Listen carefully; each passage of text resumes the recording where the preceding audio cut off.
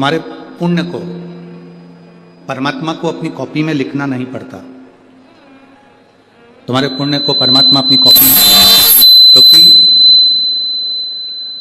तुम्हारा पुण्य वो लिखता नहीं है, तुम्हारा पुण्य तुम्हारे चेहरे से, तुम्हारे स्वरूप से झलकता है। इसलिए पुण्य को लिखने की जरूरत नहीं पड़ती, परमात्मा की कॉपी में पाप लिखाना जरूरी होता है।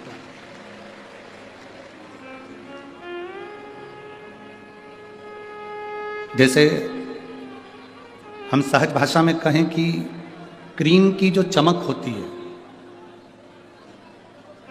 क्रीम की चमक कुछ महीने की होती है, क्रीम की चमक कुछ दिन की होती है। पर शिव महापुराण की कथा कहती है जब हमारा कर्म अच्छा होता है तो क्रीम की चमक भले कुछ दिन की हो पर अच्छे कर्म की चमक मरते दम तक रहती है, आखिरी तक रहती है, अंतिम बिंदु तक।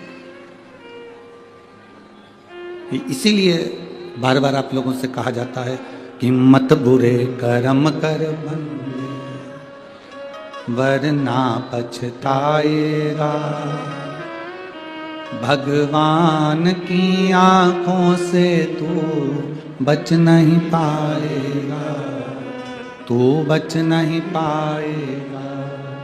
अरे ओ अज्ञानी मत करना नादानी, तेरे कर्म का फल भी तू ही पाएगा, जैसा किया तूने तेरे आगे आएगा।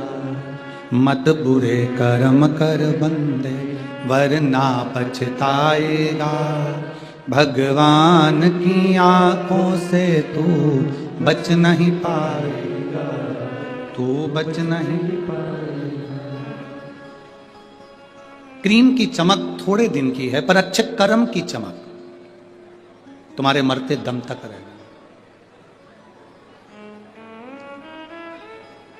मेरा परमात्मा पुण्य की कॉपी अपने पास में नहीं रखता, क्योंकि पुण्य आपके चेहरे से झलकता है। मेरा परमात्मा पुण्य की किताब अपने पास में नहीं रखता, क्योंकि पुण्य तुम्हारे वाणी से, तुम्हारे चेहरे से, तुम्हारे स्वरूप से झलकता है। मेरा परमात्मा अगर रखता है तो पाप की डायरी अपने पास में रखता है कि इसने पाप कर्म क्या करा। अगर ये मानव की देह मिली, मनुष्य का शरीर मिला, ये मानव का स्वरूप अगर हमें प्राप्त हुआ है तो शिव महापुराण की कथा कहती है कुछ अच्छा ऐसा कर कर जाओ। नौकरी सब करते हैं, व्यापार सब करते हैं, सर्विस सब करते हैं,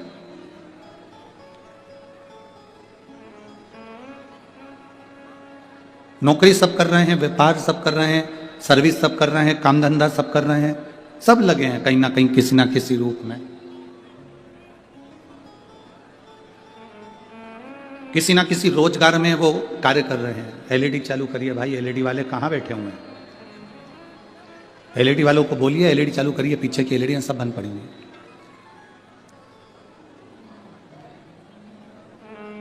महाराज, ऐसा कोई व्यक्ति नहीं जो अपने कर्म में तल्लीन नहीं। कुछ दुकान धंधा पानी कर रहे हैं तो कुछ नौकरी कर रहे हैं, कुछ सब्जी का ठेला भी लगा रहे हैं, कुछ व्यापार भी कर रहा है। हर व्यक्ति कुछ ना कुछ कर रहा है। कोई नौकरी कर रहा है, कोई व्यापार कर रहा है। जो नहीं कर रहा है वो दूसरे की टांग खींच रहा है, कर जरूर रहा है।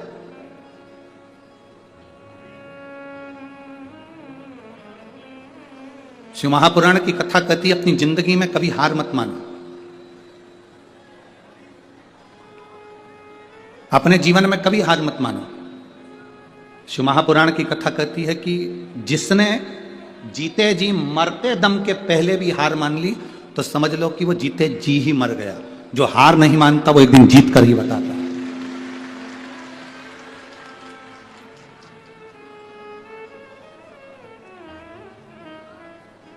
हम किस चीज के लिए हार माने? कई कई माताएं कहती हैं कि बस गुरुजी मेरी बहू आ जाए एकदम फ्री हो जाऊंगी मैं।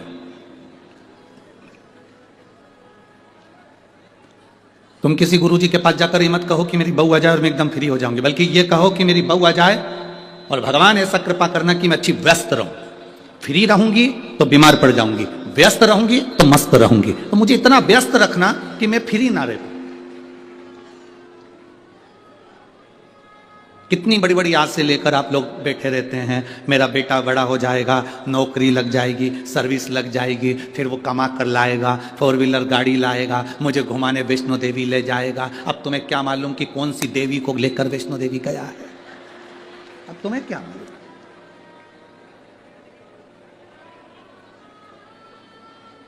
कितनी बड़ी बड़ी आस आप लोग जोड़कर बैठे हो, मेरी बहू आ जाएगी, मुझे गरम गरम भोजन देगी, गरम गरम खाना देगी। अब वो गरम गरम खाना दे रही कि डंडे दे रही, अब ये तो वो ही जाने जिसकी आई है, जिसकी आई वो जाने।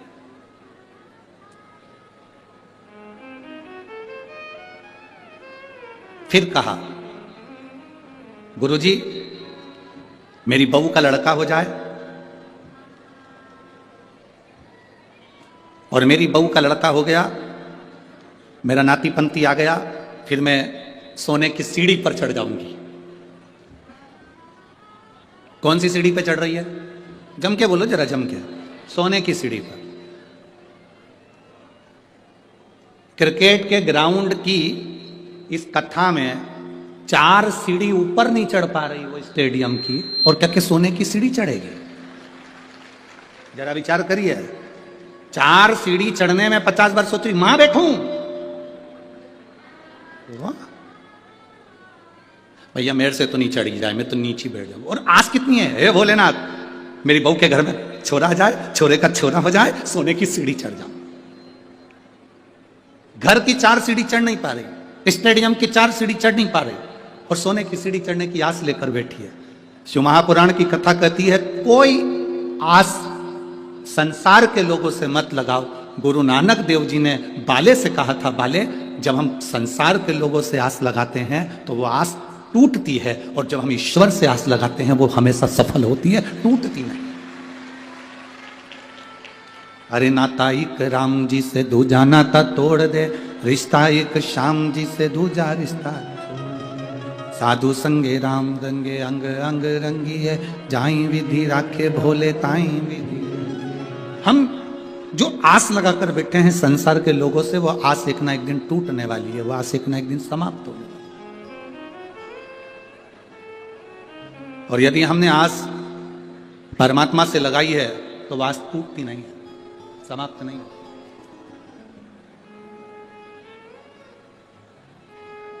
ये बड़ी विडंबना है इस चीज के लिए। एक लड़के ने अपने ऑफिसर से एक प्रश्न किया। एक लड़का अपने ऑफिसर से प्रश्न करा कि सर, गजल में और भाषण में क्या अंतर है? एक लड़के ने अपने ऑफिसर से प्रश्न करा, सर गजल में और भाषण में क्या अंतर है? तो ऑफिसर ने कहा कि पब्लिक चिल्ला रही है, आप लोग बैठे हुए हो, थोड़ा ध्यान नहीं दे पा रहे हैं कि क्यों चिल्ला रही है, तो एलईडी चालू करवाओ ना, बोलो उसको, एलईडी वाले को।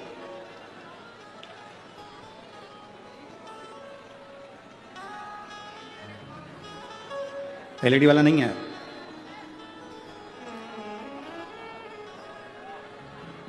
आप लोगों से निवेदन, अगर एलईडी चालू नहीं है तो आप आराम से बैठकर कथा का रसपान ग्रहण करिए। एलईडी वाला यहाँ पर है नहीं, तो आप लोग बैठकर कथा का रस तत्व ग्रहण करिए। समय व्यर्थ ना गंवाएं। बड़ी मुश्किल से ये शिव महापुराण की कथा पंजाब में आई है, इसको दिल से सुने, कानों तक आवाज जाए, आप आराम से कथा को सुने। कई लोग ऊपर ऊपर बैठे हुए हैं, उनको भी एलईडी नहीं दिख रही, पर वो लोग दिल से कथा को सुन रहे हैं, तो आप बार बार कथा में मन लगाएंगे तो अच्छा लगेगा। श्री शिवाय नमस्ते। बोल बम का नारा है बाबा। हम व्यर्थ में एक अपने जीवन को हम व्यर्थ क्यों लगाएं? हम क्यों संसार के लोगों से आस जोड़कर बैठे? हमने परिवार से आस लगाई, हमने नातेदारों से आस लगाई, रिश्तेदारों से हमने आस लगाई, पर भगवान से हम आस लगा कर नहीं बैठे। मेरी भटिंडा की जीजियों और मेरे जीजाओं, मेरी बहनों, मेरी बेटियों बेटाओं, एक बात अपने भीतर उतार कर रखना। जब हम एक लोटा जल लेकर शंकर जी के मंदिर में जाते हैं और जल, जरा ध्यान देना जितने लोग देख रहे हैं, ये शिवलिंग है, ये जलाधारी है, ये सामने चरण है, शिवलिंग, जलाधारी, और यहां से जहां पानी बहता है वो स्थान। शिवलिंग के ऊपर होती है जलाधारी, जिसमें से एक एक बूंद पानी टपकता रहता है। सबने दर्शन करे ना, जो ऊपर से पानी गिरता रहता है एक एक बूंद, वो शंकर भगवान की 5 बेटियां हैं, शिव जी की 5 लड़कियां, जया, विशारा, शामलीबारी, दौतली और देव। ये शिव जी की 5 बेटियां। इन 5 बेटियों का नाम हमने पहले भी आपको कहा। रात्रि को जो नींद की गोली खाकर सोता है, उससे हम निवेदन करेंगे कि 1 हफ्ते आप नींद की गोली मत खाओ। पलंग पर सोने से पहले मोबाइल बंद करने के बाद हाथ में थोड़ा सा जल लो, जया, विषहरा, शामरीबारी, दौतली, देव, 5 लड़कियों का नाम लेकर आचमन कर कर आप सो जाइए। आपको नींद की गोली खाने की जरूरत नहीं पड़ेगी, सुबह आराम से आपकी नींद खुलेगी, आपको जरूरत ही नहीं पड़ेगी। आप शिव जी की 5 बेटियों का स्मरण करना प्रारंभ करिए, आपको उसका लाभ मिलेगा। तो ये जलाधारी के ऊपर से जो बूंद बूंद पानी नीचे गिर रहा है, ये जलाधारी, ये जहां से जल नीचे बहता है वो स्थान। जिस व्यक्ति ने अपनी जीवन काल में परिवार से, कुटुंब से आस नहीं लगाई, भगवान को अगर जल चढ़ाने के लिए, शिवलिंग पर जल चढ़ाने के लिए शिव मंदिर जा रहे हो और तुम्हारे को लगता है कि आज मेरा ये कार्य है और बाबा तुम मुझे पूरा करना, आज मैंने संसार वालों से आस नहीं लगाई, आपसे आस लगाई है, तो जल चढ़ाने के तरीके को बदल लो। हाथ में जो जल है उस जल को, यहां जो अशोक सुंदरी का स्थान है, यहां से जल चढ़ाते चढ़ाते शिवलिंग पर पूरा जल समर्पित कर दो। 1 या 2 बार कर कर देखना, आपको दुनिया से आस लगाने की जरूरत नहीं पड़ेगी, बाबा का कार्य सफल जरूर करेगा। थोड़ा सा तरीका चेंज है जल चढ़ाने। अशोक सुंदरी से चालू करोगे, शिवलिंग तक लेकर जाओ। अशोक सुंदरी से ये जो जलाधारी जल बहता है, यहां से चालू कर कर शिवलिंग तक उस जल को लेकर जाओगे। जब हम भगवान देवादिदेव महादेव को जल चढ़ाते हैं, उसके 5 अलग अलग तरीके हैं। बहुत सावधानी से सुनना कथा, आपकी और हमारी जिंदगी की सार्थकता को सिद्ध करने वाली कथा। आज पंजाब की इस पवित्र भूमि पर अगर यह प्रसंग निकला है, तो इसको आप अगर सुनेंगे तो आपका जीवन सार्थक होगा। शिव जी को 5 तरह से जल चढ़ाने का तरीका है। जैसे पंचामृत होता है, दूध, दही, शहद, घी, शक्कर, ये सब पंचामृत के अंतर्गत आते हैं, उसी तरह शंकर जी को 5 तरह से जल चढ़ाने का क्रम वर्णित किया गया। अब उसको समझेंगे, बहुत सावधानी से समझिएगा। पहला, जल लेकर आए, सीधे डायरेक्ट शंकर भगवान के शिवलिंग पर चढ़ा दिया, ये प्रथम जल का चढ़ाने का तरीका। दूसरा, जहां से पानी बहकर जाता है, जहां से जल बहकर जा रहा है, उसके ठीक विपरीत जल उत्तर में जा रहा है, आप दक्षिण में खड़े होंगे और दक्षिण में खड़े होकर उत्तर की ओर मुख करेंगे और शिव जी को जल समर्पित करेंगे। यह रोग मुक्ति करने वाला है और हमारे रोग पर हमें विजय प्रदान करने वाला है। ये जल चढ़ाने का तरीका। एक, सीधे मंदिर में गए, लोटा भरकर जल उठाया, शिव जी को चढ़ा दिया। दूसरा, जल जहां से पानी बहता है, शिव जी का चढ़ा हुआ जल जहां से बहकर जाता है, उसके ठीक विपरीत में शिव जी का जल इधर जा रहा है, तो तुम यहां खड़े हो, तुम यहां बैठो, यहां मत बैठना, यहां मत बैठना, इधर बैठो। अगर रोग का निवारण है तो यहां बैठकर। तीसरा, अशोक सुंदरी से जल चढ़ाते चढ़ाते शिवलिंग तक लेकर जाना और शंकर भगवान के शिवलिंग पर पूर्ण जल समर्पित करना। यह तीसरा तरीका, यह कार्य की सिद्धता के लिए। हम जब किसी से आस ना लगाकर परमात्मा से विनती करते हैं, तो वो विनती करने का तरीका तीसरा। चौथा, शिवजी पे चढ़ा हुआ जल 5 जगह पर समर्पित करना। गणेश जी, कार्तिकेय, अशोक सुंदरी, शिवलिंग और जलाधारी। ये चौथा क्रम है। जब जिस नारी का, जैसे एक पत्र है, देखिए,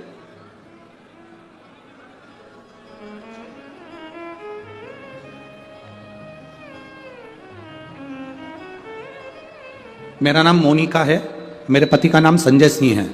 मैं दिल्ली स्वरूप नगर की निवासी हूं। कहीं बैठी हो तो हाथ हिला सकती हैं। अगर कहीं बैठी हो तो हाथ हिला सकती हैं। मेरा नाम मोनिका है, मेरे पति का नाम संजय सिंह है, मैं दिल्ली स्वरूप नगर की निवासी हूं, मेरा फोन नंबर ये है। कहीं बैठी हैं? अच्छा, सीढ़ी पर, ठीक है, आप हाथ हिला दीजिए। श्री शिवाय नमस्तुभ्यम। ठीक है, कैमरे वालों को दिख गया है ना? ठीक है। भोले बाबा की कृपा का मैं क्या वर्णन करूं गुरुदेव? आप जो जल चढ़ाने का तरीका वर्णित करते हो, अगर उसको नियम से धारण करने वाला व्यक्ति होता है तो बाबा सुनता जरूर है। गुरुदेव, 2013 में मेरी शादी हुई, मुझे संतान का सुख नहीं हुआ। 10 साल हो गए, औलाद नहीं हुई। दिल्ली का एक हॉस्पिटल जिसको हम दिखा सकते थे, अच्छे से अच्छा डॉक्टर जिससे हम जांच करा सकते थे, उसके अनुसार हमारे को संतान का सुख नहीं था। आयुर्वेदिक डॉक्टर, अंग्रेजी दवाई, होम्योपैथिक सब कराई, आईवीएफ भी कराया तो भी संतान का सुख नहीं आया। आखिरी में डॉक्टर ने कह दिया इधर उधर मत भटको, तुम्हें संतान नहीं होगी। जिसने जहां कहा हम वहां पर भी गए, गोदी भरवाई, झोली भरवाई, पर संतान नहीं है। गुरुदेव, मेरे बाबा की कृपा किसको कहते हैं? आपने बेलपत्री के वृक्ष के नीचे जल चढ़ाना, उसमें से जल बचाकर शिव जी को समर्पित करना, सफेद आंकड़े की जड़ का प्रयोग करना, यह बताया था। और मेरे बाबा की कृपा से मेरा गर्भ ठेरा। मेरे बाबा ने मुझे आज 10 साल के बाद औलाद दी है। मैं उसको यहां प्रणाम कराने के लिए लेकर आई हूं, उसको नमन कराने के लिए लाई। बच्चा लाए हैं क्या साथ में? बाबू को लाए हैं क्या? नहीं लाए? ठीक है, मैं प्रणाम करने के लिए लाई हूं। गुरुदेव, बाबा बाबा बैठिए बहन। शिव तत्व, एक जल चढ़ाने का तरीका, शिव जी को हम जो जल चढ़ाते हैं उसका एक तरीका भी हमारी जिंदगी में अगर हमने उसको स्मरण में रख लिया तो हमारी कार्य की सिद्धता को सिद्ध कर देता है, हमें सफलता की ओर लेकर चले जाता है। सीधे जल चढ़ाना, दक्षिण में बैठकर उत्तर की ओर मुख कर कर जल चढ़ाना, अशोक सुंदरी से लेकर शिवलिंग तक जल चढ़ाना, 5 स्थान पर गणेश, कार्तिकेय, अशोक सुंदरी, जलाधारी, शिवलिंग पर जल चढ़ाना 5 स्थान पर, ये चौथे नंबर का। और 5वां जल समर्पित करना, 5वें नंबर का।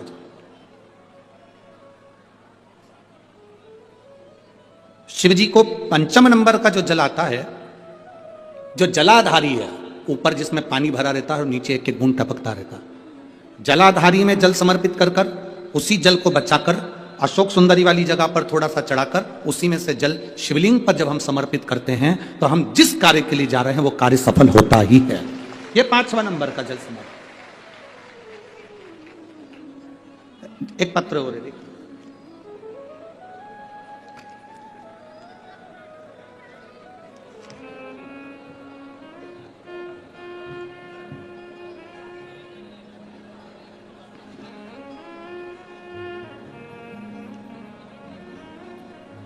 संतुबेन, उम्र 60 वर्ष, नवसारी, गुजरात से आई हैं। कहीं बैठी हो तो हाथ हिला सकती हैं। संधुबेन, उम्र 60 वर्ष, नवसारी, गुजरात की रहने वाली हैं। कहीं बैठी हो तो हाथ हिला सकती हैं। दिख गई क्या? कहीं बैठी हैं? अच्छा, ठीक है, हाथ हिलाओ दीदी एक बार। हाँ, दिख गए, ठीक है, ऐसे हाथ हिला दो एक बार। श्री शिवाय नमस्तुभ्यम, दिख गए। मैं गुजरात की निवासी हूं गुरुदेव। 2014 में मुझे कैंसर हुआ था। तब मैंने गुजरात के एक अच्छे अस्पताल से अपना इलाज करवाया। कीमो, रेडिएशन के बाद ऑपरेशन करवाना पड़ा। 7 साल के बाद फिर वापिस मुझे कैंसर हो गया। दूसरी बार कैंसर हुआ, फिर वापिस दर्द चालू हुआ, वैसा कि वैसे कीमो चालू हुआ, फिर वापिस ऑपरेशन कराया गया। इस बीच मेरी रिश्तेदार ने, जब हमने दूसरी बार कैंसर होने पर ऑपरेशन करवाया, उसके बाद मेरे रिश्तेदार मिलने के लिए आए और उन्होंने कहा टीवी पर शिव महापुराण की कथा आती है, आप उसको सुनना प्रारंभ करो।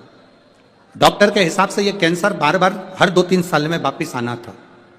पर गुरुजी, मैंने शंकर की कथा को सुनना प्रारंभ करा, शिव जी पे चढ़ा हुआ 1 लोटा जल चढ़ाकर पीना प्रारंभ करा। बाबा की कृपा से मेरा स्वास्थ्य ठीक हुआ। पर गुरुदेव, वापिस